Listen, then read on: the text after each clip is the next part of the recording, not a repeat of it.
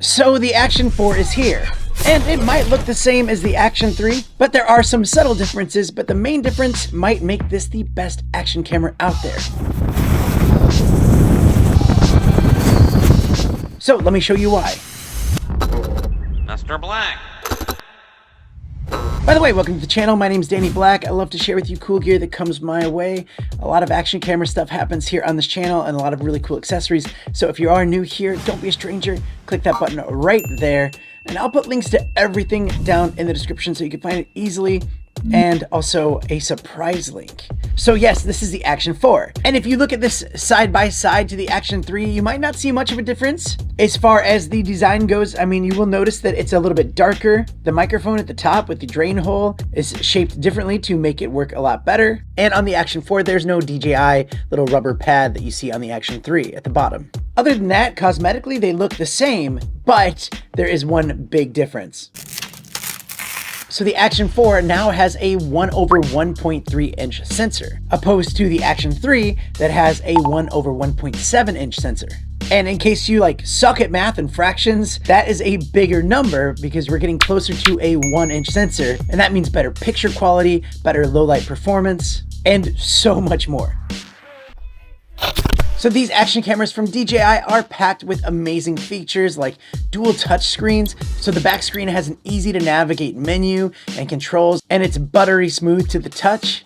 But also you have a front screen to preview your shot if you're recording yourself, and also has a touch screen as well. So if you have this mounted against the wall or somewhere where it's really hard to reach the back screen, you can actually use the front screen to change the settings and change the modes, and that actually can be really convenient. You also have this magnetic quick release system to pop this off of one mount and onto the other one. Just super quick, super efficient, and it makes it very easy to utilize just one camera, being able to just go from one mount to the next versus having a bunch of different cameras. With the housing that's included, you can also use this for portrait mode shots. So if you're trying to film something for TikTok or Reels or Shorts, you can shoot up to 4K video quality and 120 frames per second, which means you can slow down your footage 4 times and it looks really high quality and really smooth. And with its 4K 60 frames per second heat balance, it won't overheat on you like some of its competitors. You can operate this thing from -4 degrees Fahrenheit or -20 degrees Celsius up to 113 degrees Fahrenheit or 45 degrees Celsius, with a long battery life up to 160 minutes. And that also does have fast charging, where you can charge your battery up in only 50 minutes. Or you can use their fast charging case where you can actually have up to 3 batteries in here. You can store some SD cards in there and you can plug this in and it will charge it up really quickly. And even cooler is that you can actually use those batteries. So if you needed to charge up your phone, you can actually plug that in and it will actually work like a power bank. It has really good time-lapse modes and hyperlapse modes and even fantastic photo quality. And thanks to its color temperature sensor, it will balance it out better. And with 10-bit color depth, it gives you over 1 billion colors. You also have Rocksteady for that stabilization, just giving you smooth gimbal-like shots. You also have Rocksteady Plus, giving more stabilization. And then you have Horizon Balancing, where at 4K quality, you can actually keep the horizon balanced up to 45 degrees. Or you can drop it down to 2.7K and turn on Horizon Steady. That way you can actually spin this thing as much as you want and it's gonna keep that horizon balanced no matter what. And if you're doing something that spins around a lot, that's a really cool effect. You can set this thing on wide or a de-warped wide, which looks fantastic, or you can put it on their ultra wide, giving a 155 degree field of view. And that gives you that big immersive shot without any of that crazy warping or distortion.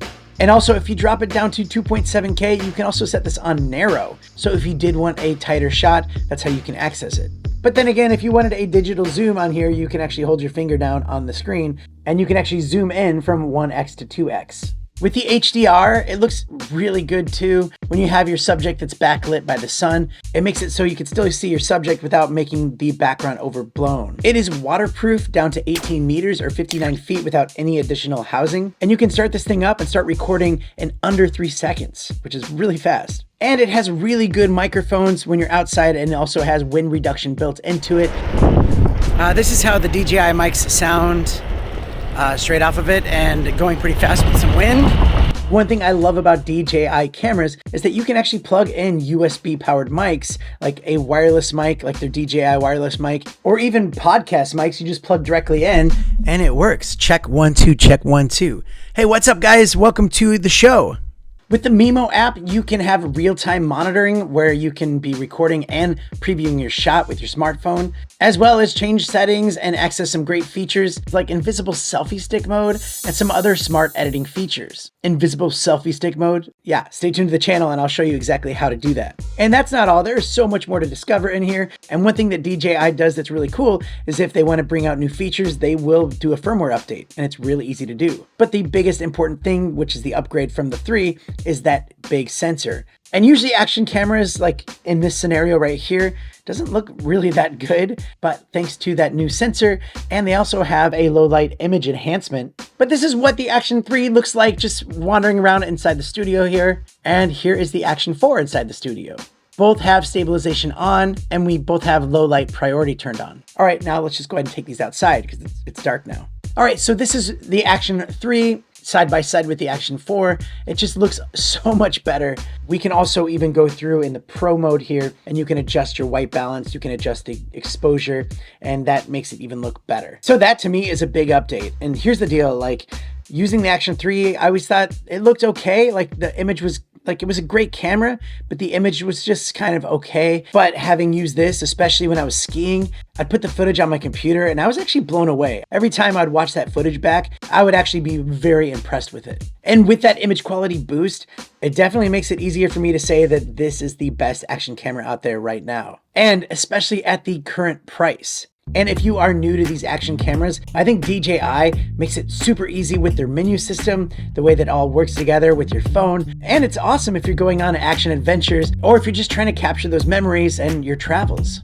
So there it is, the Action 4 is here, and I'm highly impressed by this thing. And if you're wondering how this will stack up against the GoPro, I'm actually about to go make that. And you know what? You can just watch that video right now if you want to click that right there. But for everyone else, thank you so much for watching. I have a lot of cool content coming out, especially action camera related. So stick around and I'll see you next time. Bye. Mr. Black.